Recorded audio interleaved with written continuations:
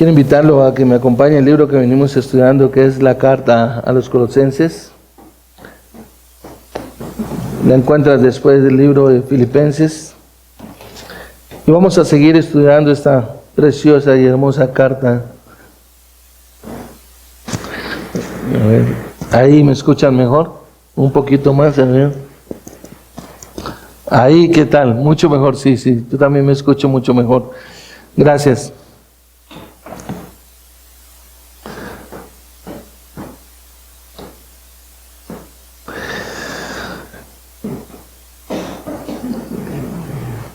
Nuestro último estudio que estuvimos llevando a cabo,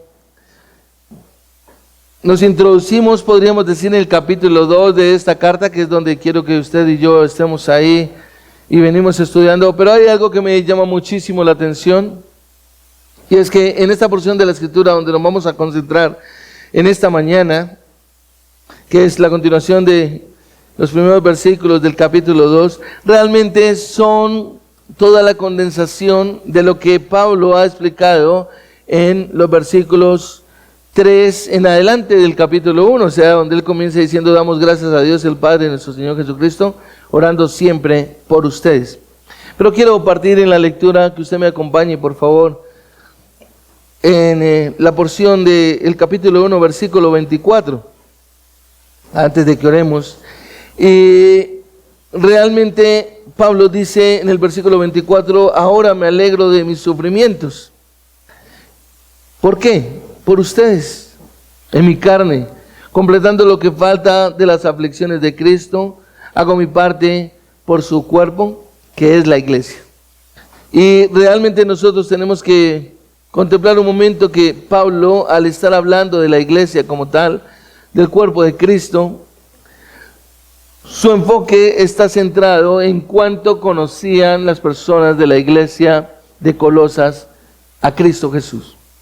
Y es interesante porque en lo que hemos estado trabajando del contexto histórico, esta era una iglesia que nunca había Pablo visitado, era una iglesia que él no plantó, la plantó Epafras.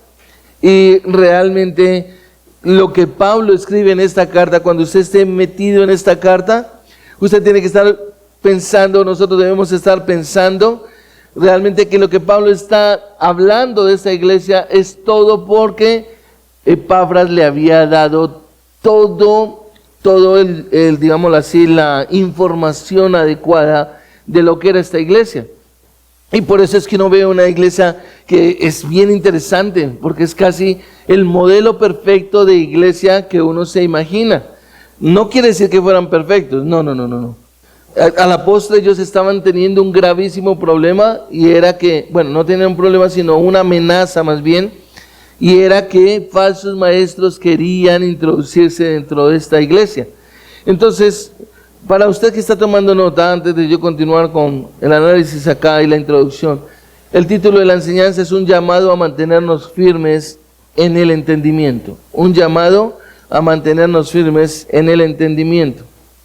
Y lo estaremos viendo entre los versículos 4 al 7 del capítulo 2. Pero quiero que miremos acá, como ya lo mencioné, desde el versículo 24, donde Pablo está hablando acerca de sus dificultades, sus sufrimientos, por ellos, por los de Colosas en la carne. Y dice el versículo 25: de esta iglesia fui hecho ministro conforme a la administración de Dios que me fue dada para beneficio de ustedes, a fin de llevar a cabo la predicación de la palabra de Dios, es decir, el misterio que ha estado oculto desde los siglos y generaciones, pero que ahora ha sido manifestado a sus santos. Y Pablo lo que les está manifestando a ellos es: ustedes lo que están viviendo es una realidad, ustedes no están acá simplemente por ser unos religiosos.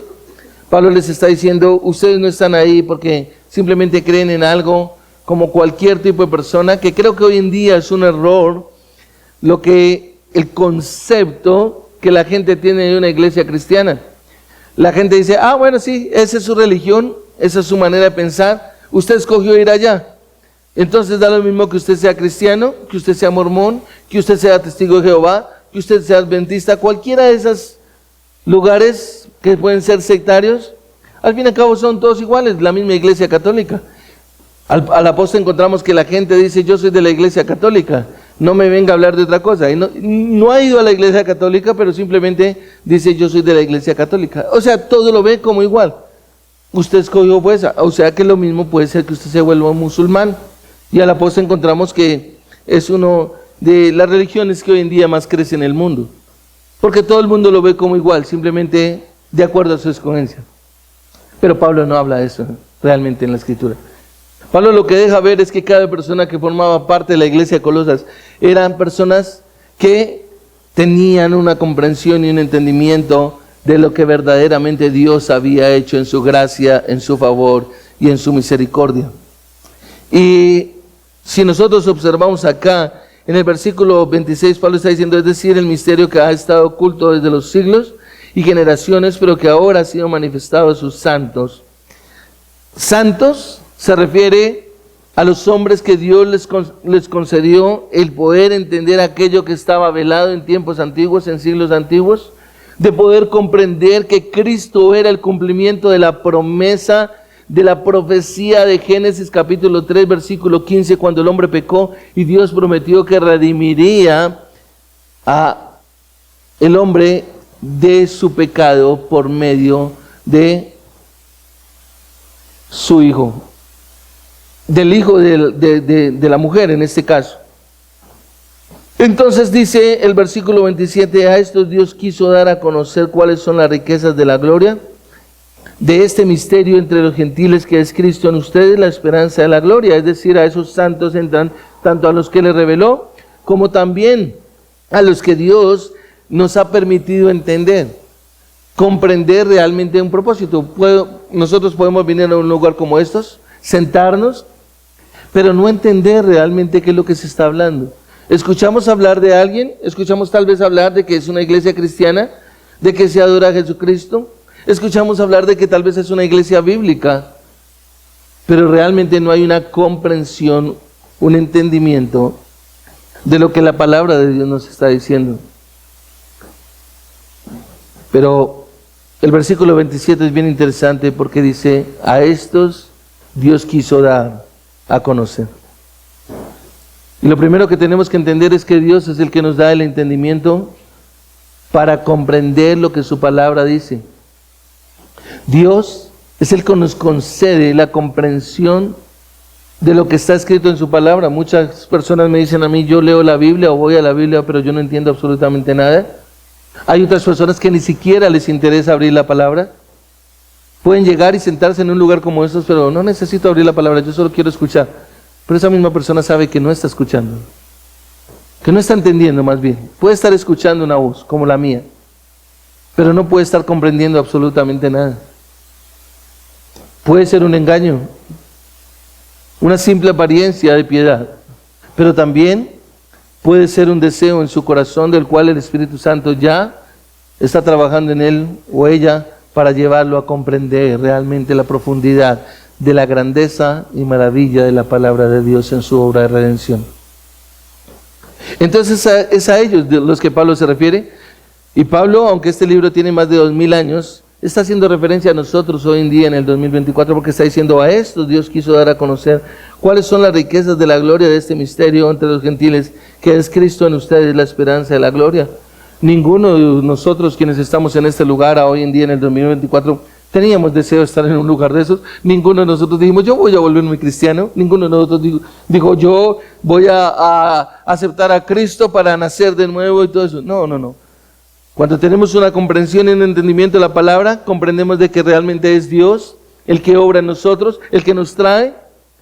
Me parece precioso. Ojalá nosotros pudiéramos salir y evangelizar. Pero me parece precioso saber de que quienes estamos en un lugar como esto es porque Dios nos ha ido reuniendo, nos ha ido atrayendo, nos trajo a un lugar como estos, nos puso en el Espíritu Santo que ese es el lugar donde me puedo congregar porque aquí se enseña la palabra de Dios. Es eso.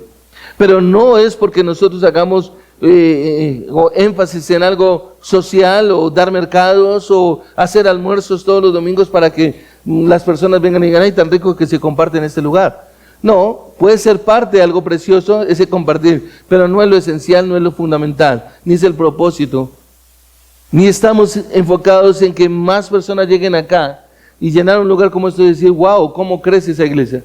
No, porque a la hora de la verdad llegamos a comprender que el crecimiento lo da Dios.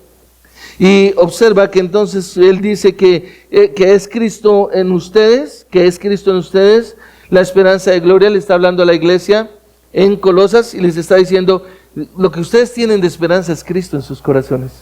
Y eso es lo mínimo que nosotros podríamos esperar en una congregación como esta, que realmente la esperanza en cada persona en esta congregación fuese Cristo. Que verdaderamente haya esa confianza, ese deseo y ese anhelo en cada persona de caminar con el Señor y de saber de que si su vida termina hoy en día, entonces puede caminar a la gloria eterna con el Señor. Y observa que el versículo 28, si está siguiendo la secuencia, dice, a Él nosotros proclamamos. ¿A quién proclamamos? Está diciendo Pablo. Pablo está hablando de Cristo Jesús. Y está diciendo, es que debemos predicar a Cristo Jesús, a Él proclamamos. Es a Cristo a quien proclamamos, amonestando a todos los hombres y enseñando a todos los hombres con toda sabiduría, a fin de poder presentar a todo hombre perfecto en Cristo. Y esa es la responsabilidad del liderazgo. Que cada persona que llega a esta congregación, que cada persona, como lo hicimos hace 8 días, presentar esos nuevos miembros, nosotros le tenemos que poner el ojo a esos nuevos miembros, tenemos que estar con esos nuevos miembros, no solo con los nuevos miembros, sino con los que ya son miembros oficiales de la iglesia, estarlos siguiendo, cómo van, qué están aprendiendo, qué están creciendo y todo eso. Y por eso Pablo dice, observa en el versículo 28, exhortando a todos los hombres y enseñando a todos los hombres. Ahora yo puse la palabra exhortando, pero en nuestra versión aparece amonestando. Es que amonestar significa exhortar. ¿Exhortando a quién? A todos los hombres en toda sabiduría. Y lo interesante es que cuando Pablo quiere presentar a todo hombre perfecto en Cristo, para ello es necesario realmente que nosotros, también un momento acá, que dicho hombre sea amonestado, exhortado, que dicho hombre sea enseñado, y cuando hablamos de enseñar es capacitado en un conocimiento, es decir, sea formado en un conocimiento, en una estructura. Por eso nos sirve cuando una persona solamente escoge para venir a la iglesia los domingos, cada 8 días. Realmente eso no es una vida cristiana, esa es una vida religiosa, es una vida donde tal vez simplemente, pues yo voy por sentirme bien, pero la vida cristiana bíblica no está centrada en un domingo como si fuese una religión a la que la gente lo vea a uno, sino realmente de una formación, de una estructura, de ser capacitado en un conocimiento. Y dice Pablo, en toda sabiduría. La palabra sabiduría aquí es Sofía, que tiene que ver con una habilidad. ¿Cuál habilidad? Bueno, desarrollar en cada hombre la habilidad para que tenga un comportamiento acorde a llegar a dar la gloria al único Dios verdadero. Esa es la habilidad a la que nosotros hemos sido llamados dentro de la iglesia como cuerpo, cuando dice con toda sabiduría, a fin de presentar a todo hombre perfecto en Cristo. Es decir, que dicha sabiduría es un don de Dios. No la podemos tener nosotros no la podemos obtener por nosotros mismos. La sabiduría que implica un don de Dios, también implica una reverencia hacia el Señor, una obediencia a su palabra, a sus mandamientos. Si usted me mira en Proverbios capítulo 9, versículo 10, dice que el principio de la sabiduría es el temor del Señor, o el temor es el principio de la sabiduría. Y en Eclesiastés 12:13, cuando Salomón terminaba de escribir Eclesiastés, él escribió, la conclusión cuando todo se ha oído es esta. Y me parece interesante, porque Salomón escribe, la conclusión cuando todo se ha oído es esta. ¿Y sabe qué? Acá podemos extraer 2 principios.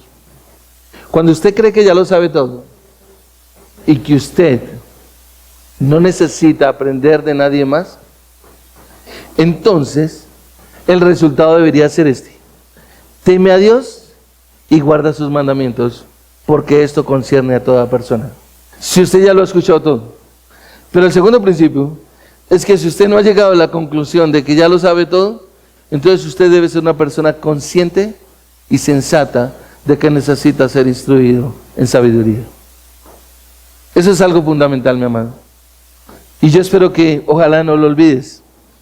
Y para ello, para poder llegar a tener esa sabiduría, es necesario tener un claro entendimiento, es decir, una correcta comprensión, o mejor, como lo llama el apóstol Pablo, una plena seguridad de comprensión de quién es Cristo. Observa, por favor, en el capítulo 2, el versículo 1 al 3, dice: porque quiero que sepan qué gran lucha tengo por ustedes, y por los que están en la Odisea, y por todos los que no me han visto en persona.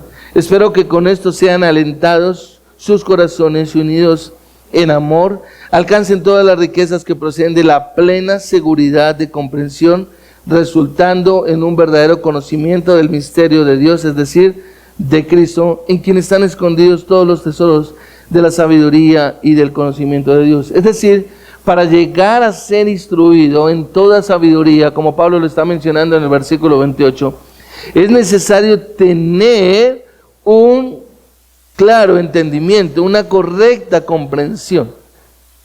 ¿De qué? Voy a parafrasear el versículo 2. Una comprensión de quién es Cristo, de qué es Cristo, de qué hizo Cristo y de qué somos en Cristo. Eso es lo que Pablo está diciendo ahí. O sea, realmente no sirve de nada si una persona viene a un lugar como estos y se va igual en la misma condición en la que salió. Si no sale realmente confrontado con la palabra, si no sale comprendiendo su condición caída y pecaminosa, si no sale de un lugar de estos pensando: necesito de un Salvador, necesito poner mi mirada en Cristo Jesús, necesito reconocer que si me voy de este mundo sin Cristo, estaré condenado y muerto en mis delitos y pecados a una eternidad sin Dios. Ese debe ser el resultado de la Escritura. Porque Pablo lo está mencionando. Pablo está diciendo que realmente ese misterio que antes estuvo oculto en los siglos pasados, ahora ha sido revelado. Y tal vez usted y yo podríamos decir: entonces somos unos privilegiados. Sí. ¿Por qué? Porque estamos después de Pablo, después de todos estos hombres a los que Dios les reveló realmente quién era Cristo Jesús. Y es ahí donde Pablo se centra en una plena seguridad, la necesidad de tener una plena seguridad de comprensión de quién es Cristo. Porque solamente es en Él, como lo dice el versículo 3, en quien están escondidos todos los tesoros de la sabiduría y del conocimiento.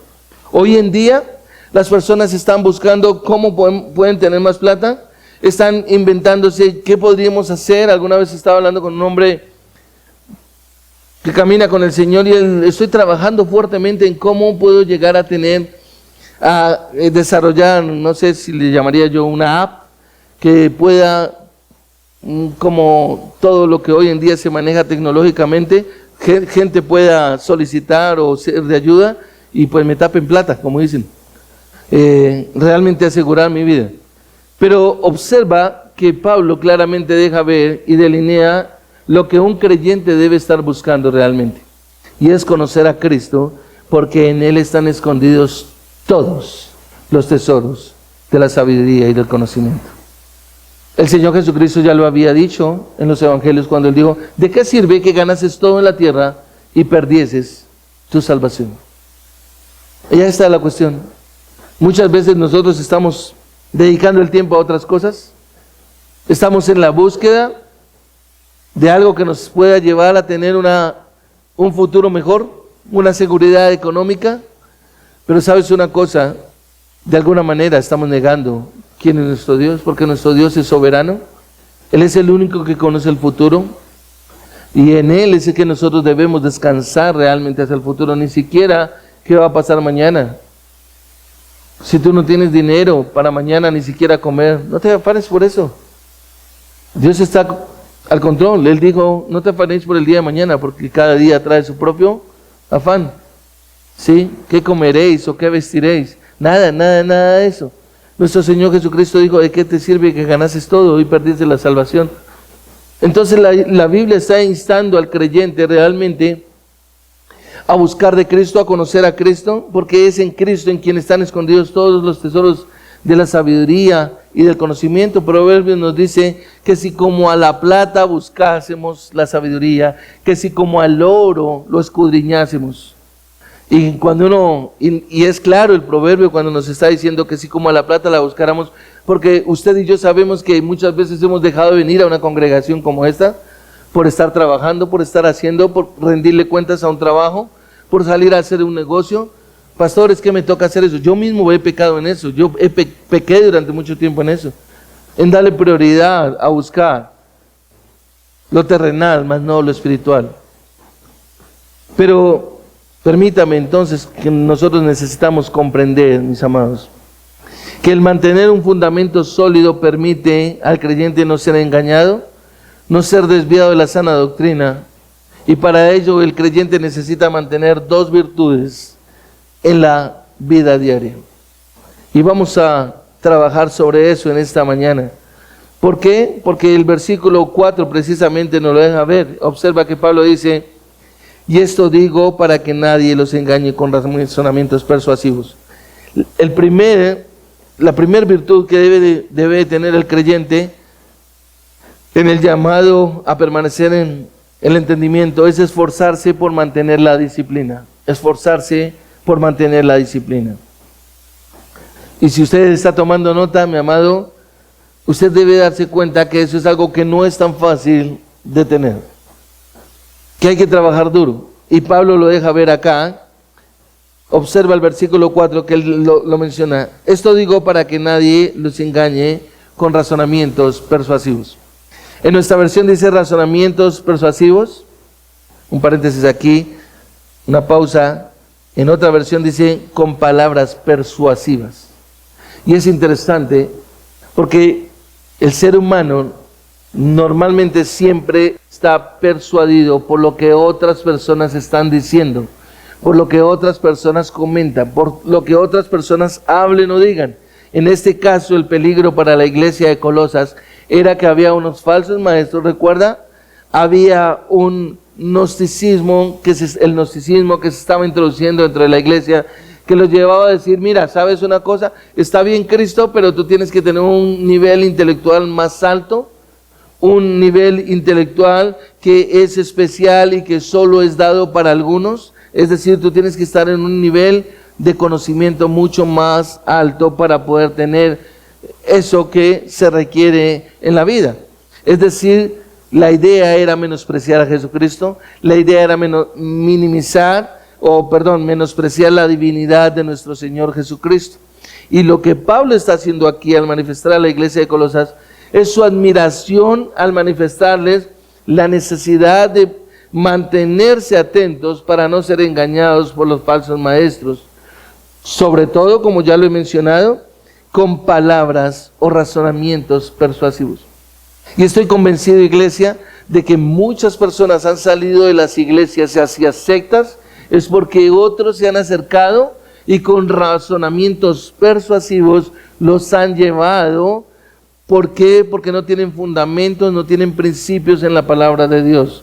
No han establecido convicciones en su vida que les permita estar firmes, sino que dependen tal vez del pensamiento de otras personas, de los comentarios de otras personas. Están más pendientes realmente si la persona habló bien o no, o les pueden llegar con ciertos tipos de palabrerías. Usted lo recordará que lo leímos en 1 Timoteo capítulo 4, donde dice que en los postreros tiempos, ¿sí?, van a venir hombres con falsas enseñanzas. Dice, en el Espíritu dice claramente que en los últimos tiempos algunos se apartarán de la fe prestando atención a espíritus engañadores y a doctrinas de demonios mediante la hipocresía de mentirosos que tienen cauterizada la conciencia. Es decir, la iglesia siempre ha estado amenazada por hombres, por falsos maestros que vienen con enseñanzas que no son. Y entonces la gente por eso quiere salir buscando la profecía, quiere salir buscando los milagros, las sanidades, quiere salir...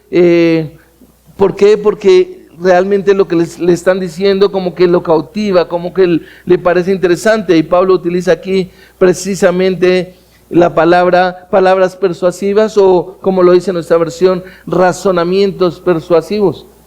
Y creo que hoy en día estamos entrando en una época donde ahora hay una palabra de moda y es iglesia bíblica. Y entonces todas las iglesias están cambiando el nombre a iglesias bíblicas. Y entonces veo con facilidad como hermanos dentro de la misma congregación dicen, no, pero es que tal iglesia es bíblica. ¿Y qué significa una iglesia bíblica? ¿Cuáles son los parámetros para una iglesia bíblica? ¿Qué significa ser una iglesia bíblica realmente? Y eso tiene una implicación realmente grande, profunda, digámoslo así, en una comprensión de la Escritura, para poder llegar a evaluarla. Pero la gente simplemente dice, no importa, esa es su manera de pensar. Entonces, acá no me gusta esto, me puedo ir para otra iglesia. Y, wow, es algo similar a lo que Pablo estaba advirtiendo a los hermanos. Ahora, les hace una advertencia con el gozo de que ellos no están pasando por eso. No se estaban yendo de esa congregación, de la iglesia de Colosas, sino al contrario, era una iglesia que dejaba ver claramente lo que estaban ahí viviendo ellos, y era una solidez y una tranquilidad de conocimiento. Y entonces él por eso les dice que no se dejarán engañar por esos falsos maestros con ese tipo de razonamiento persuasivo.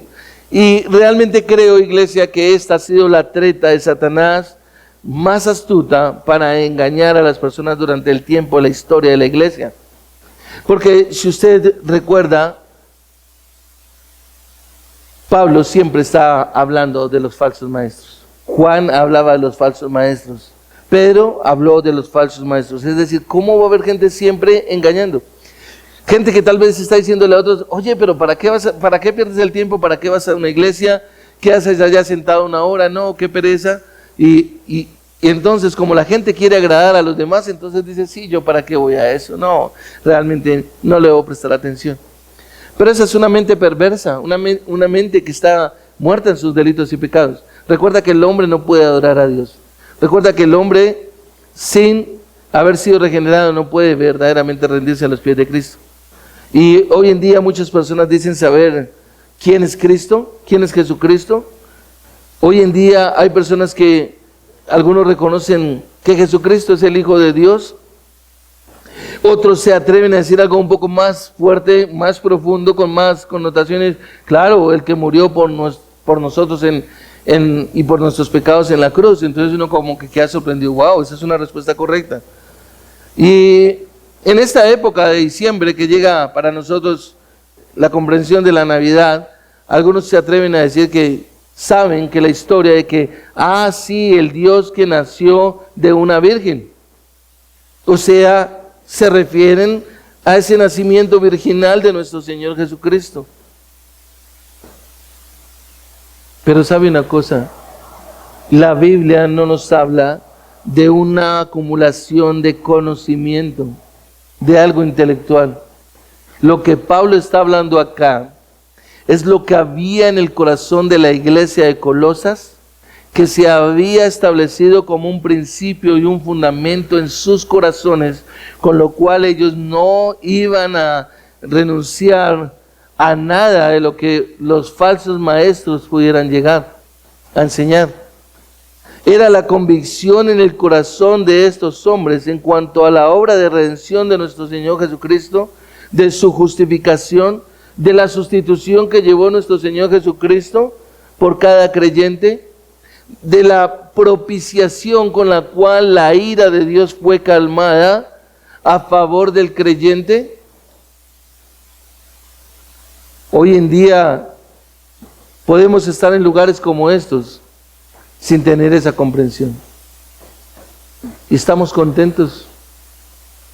Como me dijeron a mí un día, sí, mejor es la iglesia tradicional porque el que peca y reza empata. Yo puedo pecar entre semana y el domingo voy y el que peca y reza empata. Fue una manera de burla que me hicieron a mí cuando estaba en una compañía. Pero sabe una cosa, eso no es. El verdadero entendimiento, la verdadera comprensión es la que nosotros tenemos a través del conocimiento de la palabra de Dios, que nos trae con una convicción a venir a un lugar como estos a adorar al Señor. a exaltarle a Él verdaderamente. Y es a eso a lo que Pablo realmente se refiere cuando hace referencia a esos razonamientos persuasivos, a esas palabras persuasivas. Porque como lo mencioné en el versículo 2, observa, espero que con esto sean alentados sus corazones. Alentados, ¿sí? ¿A qué? A mantenerse unidos en amor y alcancen todas las riquezas que proceden de esa plena seguridad de comprensión. Es decir, lo que nos une y lo que me anhela a mí venir a un lugar como estos es saber que el Señor me salvó a mí, me redimió en la sangre de su Hijo Jesucristo, pero no solamente a mí, sino a otros que veo que caminan con la misma convicción de que quieren vivir para la gloria de Dios, que quieren vivir en santidad, apartados, separados del pecado, que quieren adorar al Dios Santo. Es eso, mis amados. Es decir, tener la necesidad de ser alentados en los corazones, es decir, a estar escuchando la palabra de Dios que permita mantener la esperanza viva de todo lo que Dios ha llevado a cabo. Creo que lo que más astutamente Satanás ha logrado, como ya lo mencioné, es sacar a las personas mediante las palabras persuasivas. No tienes que estar todos los domingos. Algo que no es una convicción para muchas personas es: el domingo voy a ir a congregarme para adorar a mi Señor como pueblo, como iglesia, como cuerpo, como asamblea de los santos. Esa es una convicción en mi corazón. Y es a eso lo que nos insta la Escritura. Es a eso a lo que Pablo está mencionando aquí a los hermanos, ¿sí? Esa esperanza de que todo lo que Dios ha llevado a cabo a favor del creyente está en mi vida, es decir, vivo agradecido con el Señor. Cada cántico que estoy entonando lo entiendo porque está en línea con la teología de lo que Dios ha llevado a cabo. Por eso el cántico habla de la redención en Cristo, de su sacrificio, de su expiación, de su sustitución, de su muerte, ¿sí? De su resurrección, que fue la que ha dado la victoria a mi vida sobre la muerte. Es decir, puedo morir físicamente, pero no espiritualmente, porque Dios me ha concedido vivir eternamente, ¿sí? Es decir, una necesidad inminente de estar en amor. En amor significa: yo voy a servirle a mis hermanos. Dice el apóstol Pablo aquí en el versículo 2, obsérvalo, que sean alentados en sus corazones y unidos en amor. Unidos en amor. ¿Cuál amor nos une? ¿El amor de que tú me gustas? No. ¿El amor de que yo te quiero mucho? No. Es el amor de Cristo. El amor que Dios ha tenido para contigo como para conmigo. Por eso muero a mí. Y el día en que más me dispongo a levantarme temprano es el domingo para servir a mis hermanos. Es el día en que más sacrificio voy a hacer, dice la palabra. Pablo lo dice en Romanos 12:1, que os ruego por las misericordias de Dios que presentéis vuestros cuerpos en sacrificio vivo, santo y agradable a Dios, que es vuestro culto racional. Dispongo mi cuerpo. Tal vez estoy cansado de una semana de trabajo, pero quiero honrar a mi Señor con mi vida como una ofrenda grata. Eso es, ¿sí? Y por eso Pablo lo dice en oración en Efesios capítulo 3, versículos 16 al 19, cuando dice: y esto pido en oración, pido que Dios conceda que habite Cristo en sus corazones, para que junto con todos los santos sepamos cuál alto, ancho, largo y profundo es el amor de Cristo, arraigados y cimentados en amor, dice Pablo, arraigados y cimentados junto con todos los santos. Arraigado significa sembrado, plantado. Esa plantación se dio en el momento en que nosotros nacemos de nuevo. Hemos sido arraigados, hemos sido plantados. Dios ha puesto esa semilla en nosotros, de todo su amor, de toda la gracia que nos permite entonces comprender eso. Ahora, como estamos hablando de una disciplina, ¿sí? De mantenerse, de una virtud, que es mantenerse en disciplina. La disciplina tiene que ver con un estilo de vida para el creyente, iglesia. Y lo que Pablo está haciendo acá es resaltarla. Observa el versículo 5, por favor. Porque aunque estoy ausente en el cuerpo, sin embargo estoy con ustedes en espíritu, regocijándome al ver su buena disciplina y estabilidad de la fe de ustedes en Cristo. Y esa primera virtud es la disciplina para poder nosotros llegar a mantenernos en un entendimiento de la palabra de Dios. Sin disciplina no se puede lograr esto. Necesitamos ser disciplinados. Y la disciplina tiene que ver con un estilo de vida para el creyente. Pablo lo está resaltando aquí. Y por ejemplo, la disciplina tiene que ver con determino congregarme. Yo soy parte de esa congregación. Por eso cuando yo me presento y solicito ser miembro oficial de una congregación como esta, es porque yo voy a ser parte de esta congregación y yo voy a servir en esta congregación. Si usted me acompaña, por favor, a Hebreos capítulo 10, versículo 24, observa lo que el autor de la carta a los Hebreos dice. Hebreos capítulo 10, versículo 24. Vamos a leerlo desde el 23. Mantengamos firme la profesión de nuestra esperanza sin vacilar. Mantengamos firme la profesión de nuestra esperanza sin vacilar, porque fiel es aquel que prometió. Consideremos cómo estimularnos unos a otros al amor y a las buenas obras, no dejando de congregarnos, como algunos tienen por costumbre, sino exhortándonos unos a otros, mucho más al ver que aquel día se acerca. Necesitamos que nosotros debemos estimularnos unos a otros. Lo peor que una persona puede hacer es dejar de congregarse, lo peor que una persona puede hacer es alejarse de donde está la palabra de Dios. Necesitamos también no solamente congregarnos, sino estudiar la palabra de Dios. Observa, si vas al libro de los Hechos, el libro histórico del Nuevo Testamento, en Hechos, que está después del Evangelio de Juan, en el capítulo 2, por favor, si tú vas a Hechos capítulo 2, versículo 42, observa lo que dice la Escritura. Hechos 2:42. Y se dedicaban continuamente a las enseñanzas de los apóstoles, a la comunión, al partimiento del pan y a la oración. Observa todo lo que se hacía como cuerpo, como iglesia. Es una disciplina. Nosotros necesitamos reunirnos en un lugar como estos para llevar la palabra de Dios. Las enseñanzas, dice, de los apóstoles, ok, nosotros estamos haciéndolo con la Escritura, a la comunión, al partimiento del pan, la celebración de la Santa Cena, pero también a compartir alimentos como iglesia, como cuerpo, y por supuesto dice a la oración. La oración es una disciplina dentro de la iglesia. Siempre se le está rogando a las personas, oye, ¿por qué no te unes a orar? A las mujeres se les dice, ¿por qué no se unen a orar los martes y los jueves que las mujeres están? Y hay miles de excusas, miles de justificaciones. Pero sabes una cosa, eso es disciplina. Estudiar la palabra es disciplina. Congregarnos es disciplina. Es ser nosotros personas que estamos ahí precisamente en la búsqueda y el conocimiento de la santa palabra de Dios. Y permíteme decirte que la iglesia no es aquella que solo se reúne los domingos, como ya lo he mencionado. La iglesia del Señor es aquella que se mantiene en comunión unos con otros, que se apoyan mutuamente, velando los unos por los otros. O sea, estamos al tanto, llamándonos, preguntándonos cómo estamos, si necesitamos algún apoyo, alguna ayuda. Y permíteme decirte que la mejor manera de ser cuidado de los razonamientos persuasivos o de las palabras persuasivas es manteniéndonos juntos como hermanos, para que precisamente cuando lleguen las dudas o los falsos maestros, nosotros podamos estar firmes.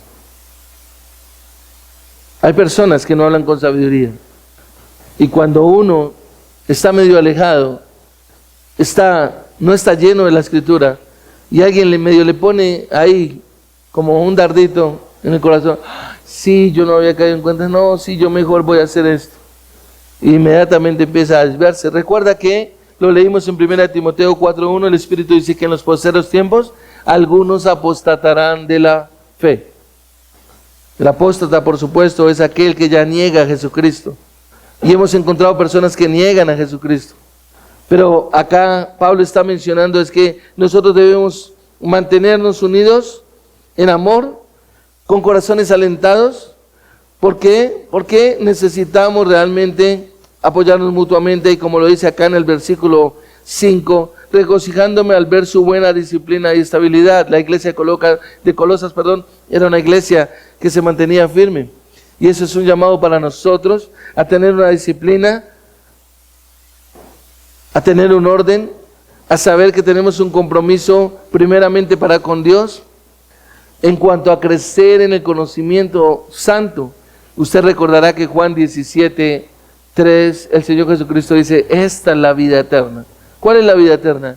Que te conozcan a ti, que te conozcan a ti. ¿Quieres tener vida eterna? Entonces, el Señor Jesucristo lo describió de manera sencilla. Esta es la vida eterna, que te conozcan a ti, el único Dios verdadero, y a Jesucristo a quien tú has enviado. Pero para conocer a Dios hay que conocer a Jesucristo.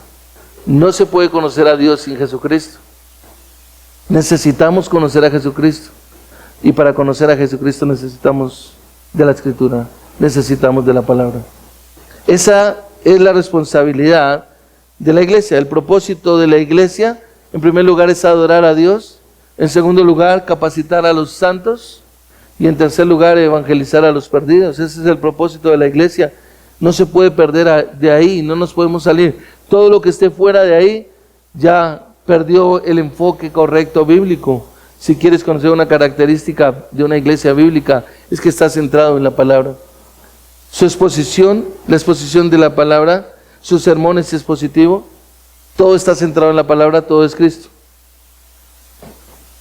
Y cada creyente debe trabajar. Aquí encontramos una responsabilidad para cada uno de nosotros, una implicación.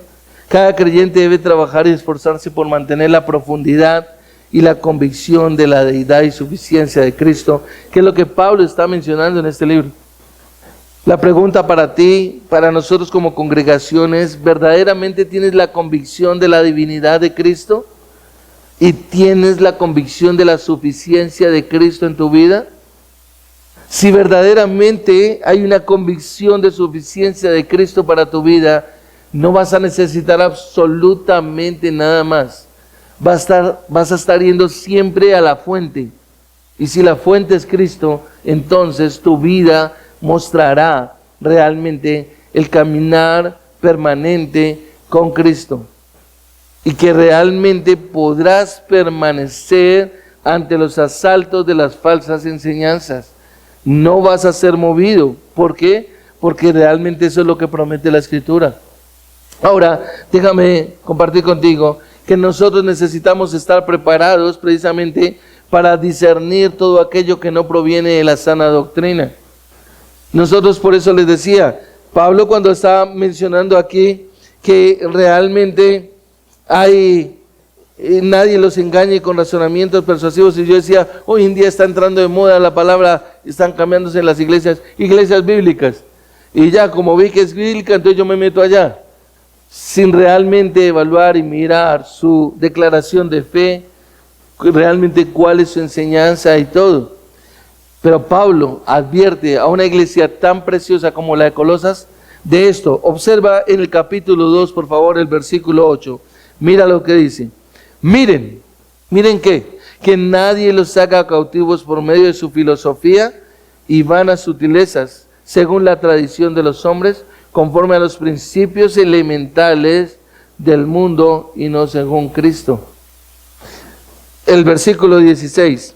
Por tanto, que nadie se constituya en juez de ustedes con respecto a comida o bebida, o en cuanto al día de fiesta o luna nueva o día de reposo. El versículo 18.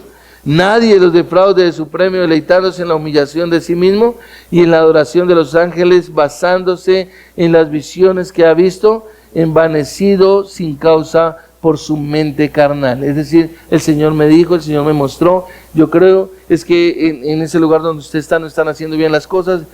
¡Wow! ¿Cuánta gente es arrastrada? Usted no sé si tenga conocimiento, pero son miles de personas que son arrastradas cada vez por su falta de fundamentos en su vida diaria. Y observa el versículo 20.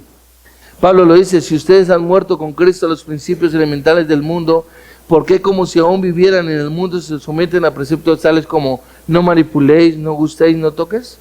Todos los cuales se refieren a cosas destinadas a perecer con el uso, según los preceptos y enseñanzas de los hombres. Tales cosas tienen la verdad, la apariencia de sabiduría en una religión humana, en la humillación de sí mismo y en el trato severo del cuerpo, pero carecen de valor alguno contra los apetitos de la carne.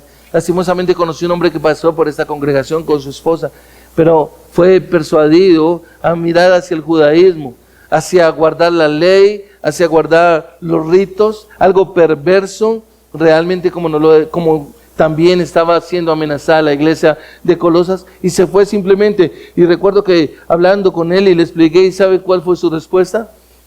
Pastor, lo que pasa es que a mí me gusta eso, me gusta lo que estoy haciendo. Qué tristeza, mi amado, qué duro, que no me pueda contestar con la escritura, sino que me conteste es simplemente, a mí me gusta. Aunque te lleve al infierno, ¿te gusta? ¿O prefieres las cosas que la escritura nos muestra exactamente? Pero cabe resaltar que para Pablo era un motivo de gozo que dichos colosenses fueran tan disciplinados, tan organizados, tan ordenados, para mantenerse firmes en cuanto a las convicciones que ellos tenían realmente. Y me parece bien interesante, mi amado, porque aquí la disciplina, la palabra disciplina en nuestro texto, en algunas otras versiones dice orden, mantenerse en orden, es la palabra taxis en el griego, taxis, ¿sí?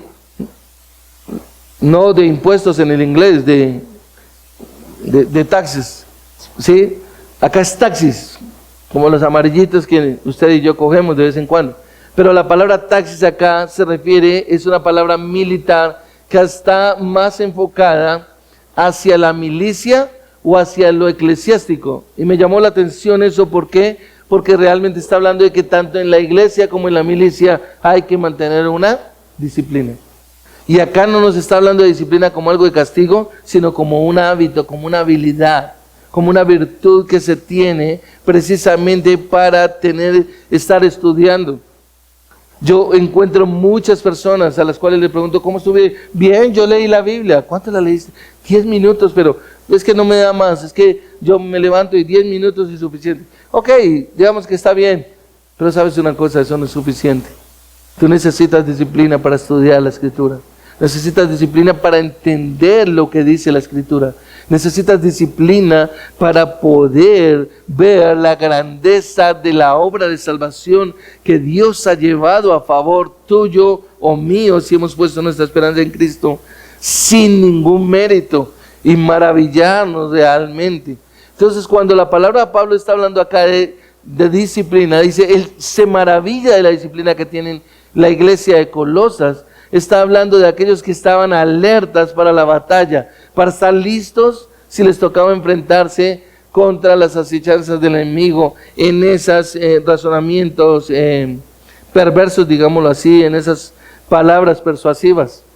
Entonces era fundamental. Y cuando uno está aquí parado en este texto, inmediatamente tiene que estar recordando Efesios capítulo 6, versículo 10 en adelante. Si tú me acompañas ahí, devuélvete un momento. Y miras en Efesios, y Efesios de qué nos habla en el capítulo 6, versículo 10 en adelante, de lo que conocemos como la armadura de Dios.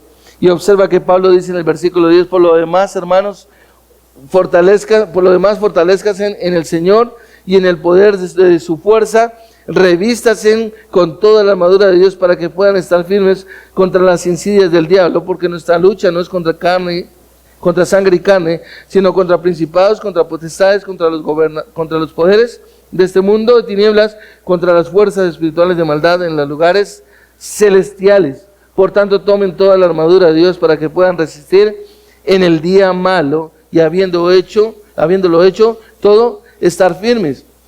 Lo que Pablo está hablando aquí, en este versículo, en esta porción de la escritura de Colosenses, es lo mismo que está hablando en Efesios capítulo 6, versículo 10 en adelante, la armadura de Dios. Porque si usted recuerda, cuando estudiamos la armadura de Dios es toda la palabra de Dios en nuestra mente. La armadura de Dios es todo lo que yo tenga de la palabra de Dios, es lo que me va a permitir a mí estar firme. ¿Por qué? Porque es interesante, mis amados, que nosotros estamos ahí muchas veces diciendo Dios es soberano. ¿Qué significa que Dios es soberano? Que gobierna con poder y autoridad toda su creación y que hace todas las cosas conforme al designio de su voluntad. Pero nos llega una situación difícil y estamos derrumbados. Salimos a buscar quien nos presta, salimos a buscar al prestamista, salimos a buscar al hombre, a poner nuestra esperanza en él y nos olvidamos completamente del Dios que está sentado en su trono. Ese es el problema, que podemos tener la Escritura, pero no tenemos la disciplina para precisamente estudiarla de manera correcta.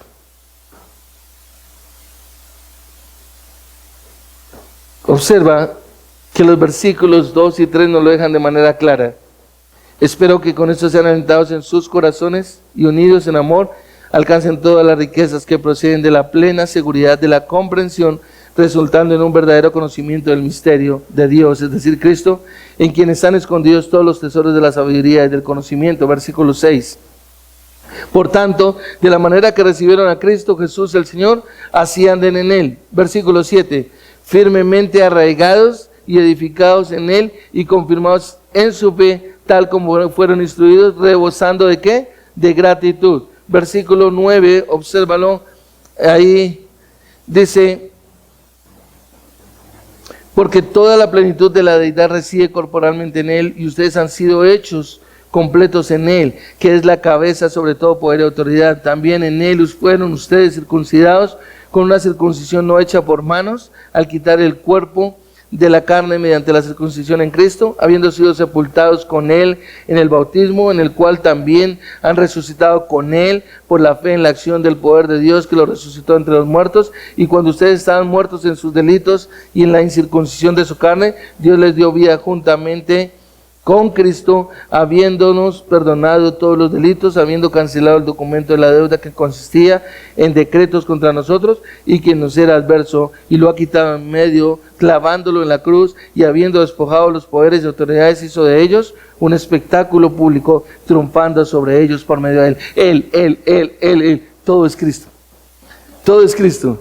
Y usted y yo lo escuchamos ante un pastor, estamos acá expuestos y está exponiendo la palabra, pero no está en nuestro corazón. No está en nuestro corazón, mi amor.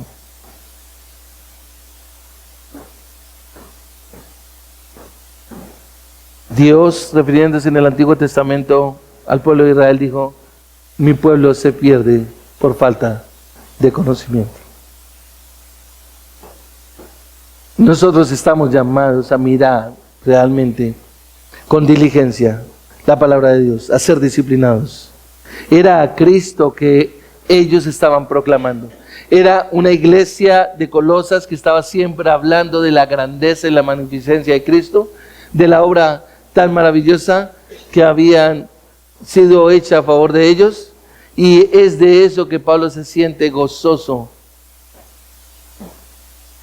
Y esto nos conecta con la segunda virtud aquí, para mirarla, y la encontramos en el mismo versículo, en el 2, en el versículo 5. Pablo dice: regocijándome al ver su disciplina, y lo segundo es la estabilidad de la fe de ustedes en Cristo. La primera es el resultado de la segunda, podríamos decir. El segundo es esforzarse por mantenerse estable. Mantenerse estable. Pero mantenerse estable tiene que ver con la disciplina. Y cuando Pablo desea que los colosenses experimenten todas las riquezas que provienen del pleno entendimiento, es porque es en el entendimiento que se puede disfrutar todas las bendiciones que pertenecen a Cristo.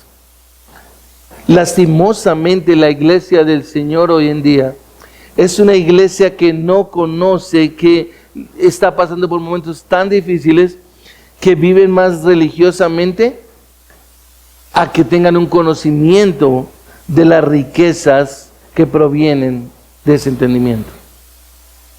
Es decir, saber todo lo que Cristo alcanzó en la cruz. Y esas riquezas, permítame decirle que no está hablando de cosas materiales, no está hablando de una riqueza de este mundo, sino que todo es espiritual, pero que lastimosamente se desconocen.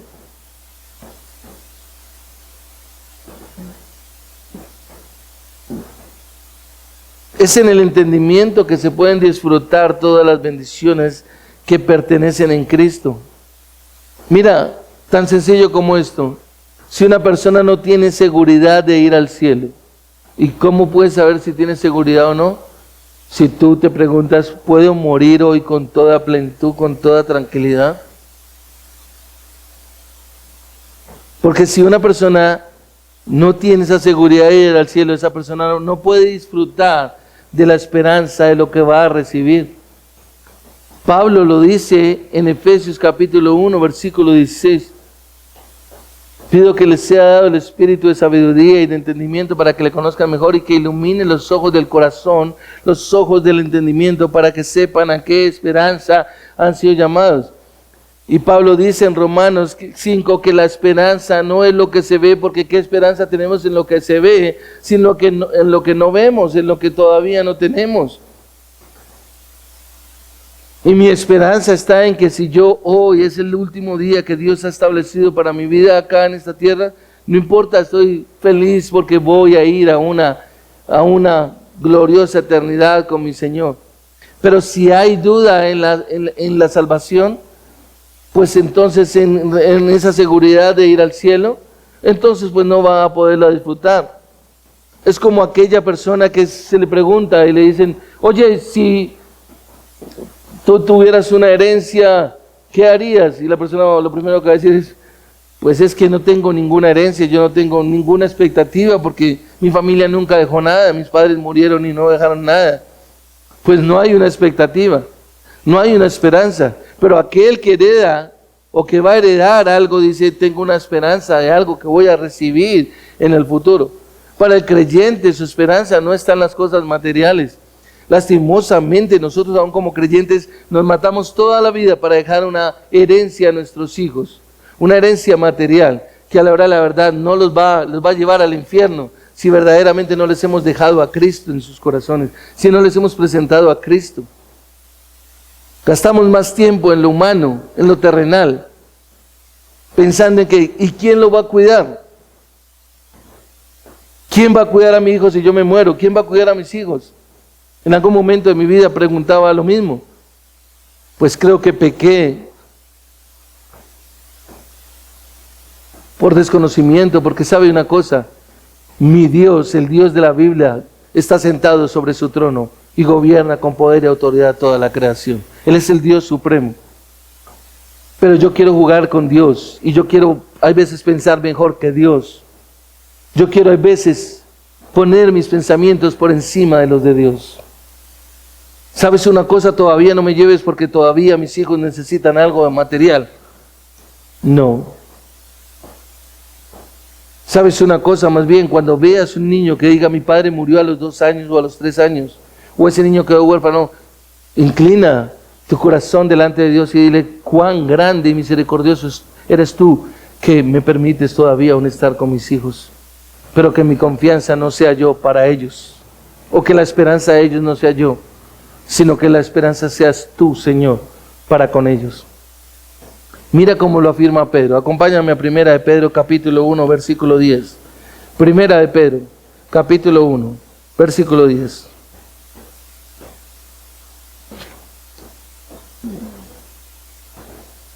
Acerca de esta salvación, los profetas que profetizaron de la gracia que vendría a ustedes, diligentemente inquirieron y averiguaron. ¡Wow! ¿Cómo se hace esto? Entonces ahí mismo en 2 de Pedro, observa lo que Pedro lo dice. 2 de Pedro, capítulo 1, versículo 5 en adelante. Acuérdate que los profetas lo inquirieron, dice, diligentemente inquirieron y averiguaron. Ok, Pedro lo dice de esta manera. Por esta razón también, versículo 5 del capítulo 1 de la segunda carta, de la segunda epístola, por esta razón también obrando con toda diligencia, añadan a su fe virtud y a la virtud conocimiento, al conocimiento dominio propio, al dominio propio perseverancia, a la perseverancia piedad y a la piedad fraternidad y a la fraternidad amor. Pues estas virtudes, al estar en ustedes y al abundar, no los dejarán ociosos ni estériles en el verdadero conocimiento de nuestro Señor Jesucristo. No los dejarán ociosos ni sin fruto en cuanto al conocimiento de nuestro Señor Jesucristo. ¿Por qué? Porque como lo dice la Escritura aquí en Colosenses, en Cristo están escondidos todos los tesoros de la sabiduría y del conocimiento. No se va a estar ocioso, iglesia.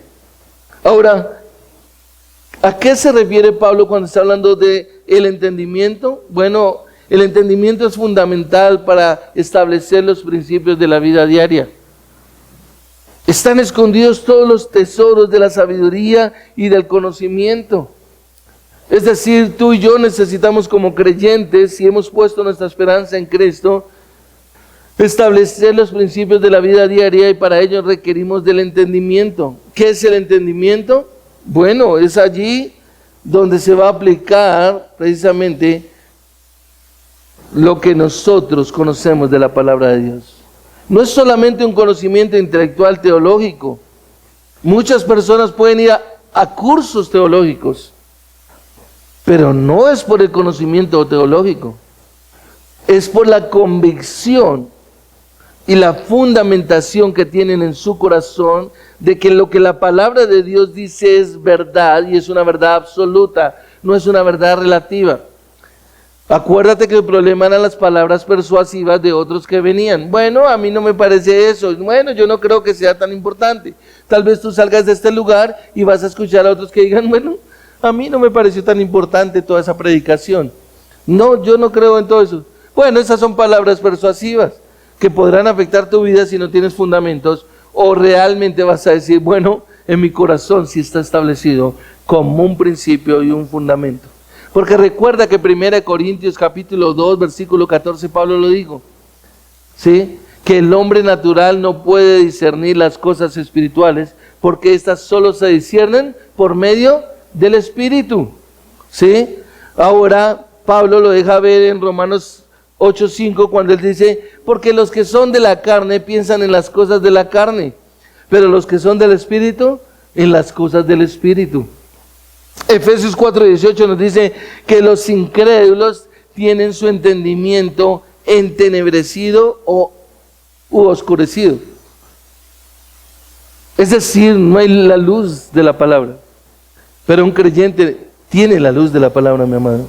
Ahora, cuando un creyente vive de manera práctica, la verdad de la palabra llega a comprenderla en una realidad, digámoslo así, en una realidad tal que ésta a su vez le proporciona seguridad de salvación. Es decir, es la palabra de Dios la que me da salvación a mí. Yo me he sentado con personas a hablar y a decirles, mira esto o aquello. ¿Y qué ha pasado? Bueno, que no han entendido, que no han comprendido realmente eso. No lo entienden. ¿Por qué? Porque no creen que la Escritura hable la verdad, que la verdad sea absoluta de la que la Escritura nos está dando. En el Nuevo Testamento nosotros encontramos que el conocimiento de la verdad y la puesta en práctica de la misma resulta en pleno conocimiento. Escúchalo bien. El Nuevo Testamento nos dice que el conocimiento de la verdad y la puesta en práctica de la misma resulta en pleno conocimiento. ¿Cómo puedes llegar a tener pleno conocimiento? Bueno, cuando conoces la verdad y la pones en práctica. Eso es. Un teólogo afirma lo siguiente: la verdad que está cimentada en un corazón fortalecido y se manifiesta en amor a los otros creyentes, produce una profunda convicción. Esta es la base de la seguridad. Nosotros tenemos que realmente llegar a ver eso. Y mira, Pablo, en la sabiduría de Dios, es tan interesante que él muestra la aplicación de la iglesia de Colosas. Mira el capítulo 2, por favor, los versículos 6 y 7, y observa que Pablo deja ver la aplicación. Y tal vez tú digas, bueno, muy bien, hubo una exposición ahí de la palabra, pero ¿cómo aplico yo eso a mi vida? Y tal vez tú sales con un conocimiento aquí en cuanto a algo histórico, pero no sabes cómo llevarlo a cabo. Mira lo interesante que Pablo en la carta que le escribe a la iglesia de Colosas, no solamente les dice que está contento, que está feliz por la disciplina que tienen, por la firmeza que tienen realmente en la palabra de Dios, en todo lo que era Cristo, que para ellos era lo fundamental. Observa el versículo 6, por tanto. Y ese por tanto sustenta la exhortación final desde el versículo 2 al 5. De la manera que recibisteis a Cristo Jesús, el Señor, así también anden en Él. Ahí está la aplicación. Tú dices que eres cristiano, entonces camina como un cristiano. Tú dices que conoces a Jesucristo, vive como vivió Jesucristo. Primera de Juan, capítulo 2, versículo 6. El que dice que le conoce, anda como Él, o vive como Él. Ellos habían recibido a Cristo como Señor. Ellos habían afirmado sus convicciones acerca de la divinidad de nuestro Señor Jesucristo y la suficiencia de Cristo. Y esta iglesia permanecía firme contra los ataques de los falsos maestros, de manera que entonces ellos mostraban o dejaban ver que caminaban como el Señor Jesucristo. Ahora la pregunta es para nosotros, ¿cuál es nuestra responsabilidad? Nosotros debemos de manera similar estar seguros de tener a Cristo como Señor. Eso es lo primero. Que Él sea el Señor en nuestras vidas. Y cuando digo Señor, me refiero a que Él es mi dueño, Él es mi amo, Él es el que me dirige. Yo no hago las cosas conforme a mi voluntad, sino conforme al designio de su voluntad. ¿Qué es lo que Él quiere? Lo segundo que nosotros debemos hacer acá es mantener las convicciones de que Jesucristo es la segunda persona de la Trinidad, que es el Dios encarnado y que Él es 100% Dios y 100% hombre. Y lo tercero es su suficiencia.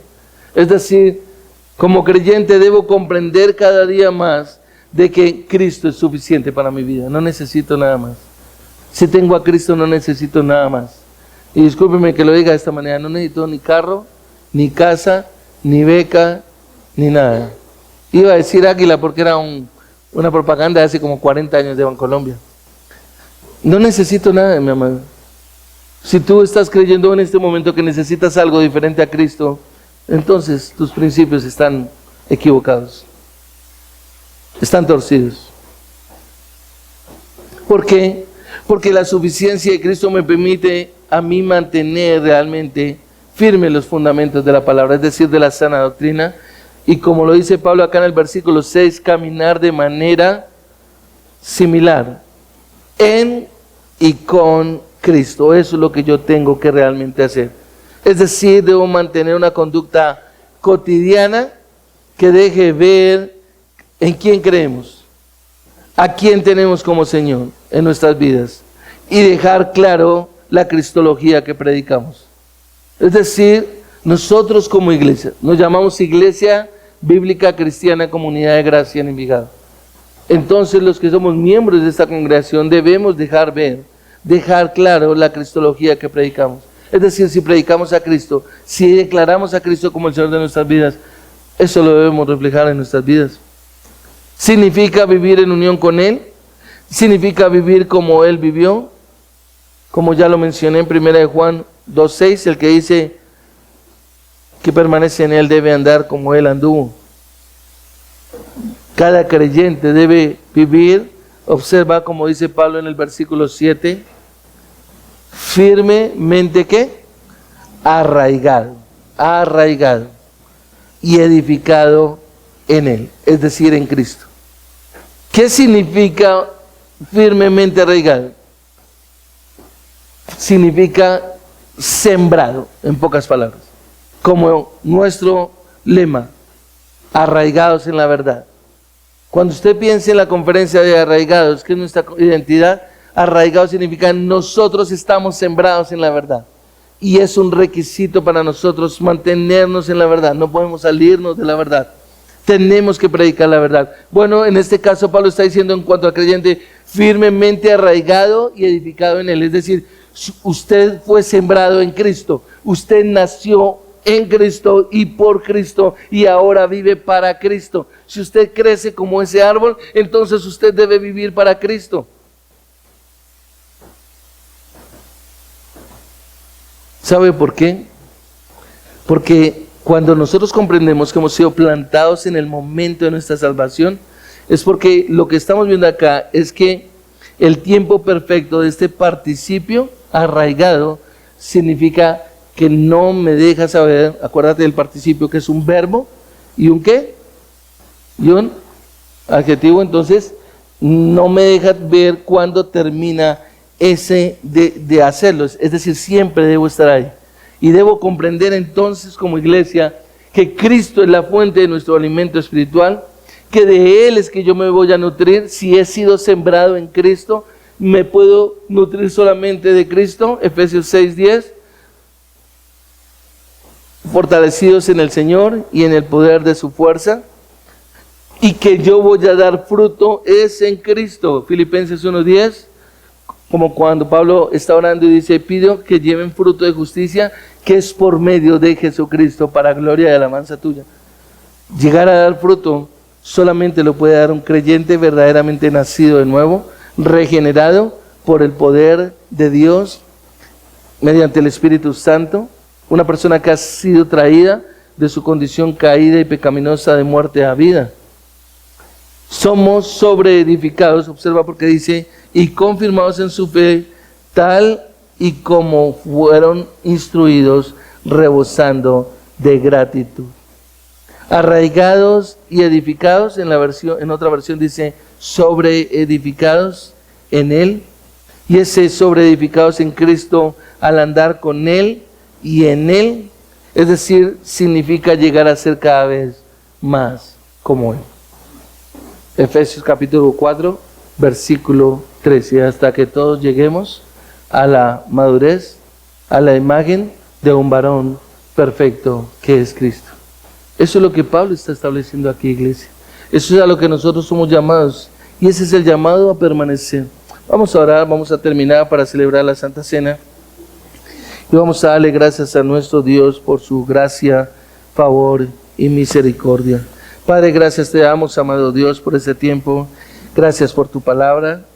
Gracias porque, Señor, podemos ver la maravilla de todo lo que tú has hecho para con nosotros, Señor, a favor nuestro. Esa obra de salvación, Señor, que tú has llevado a cabo.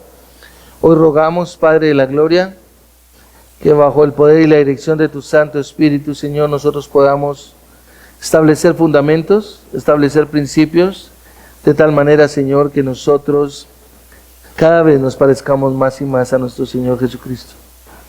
Que hagamos honor al llamado, al nombre que se nos ha establecido, cristianos, seguidores, discípulos de Cristo. Y que podamos dejar ver a Cristo en nuestras vidas. En el nombre de Cristo Jesús. Amén.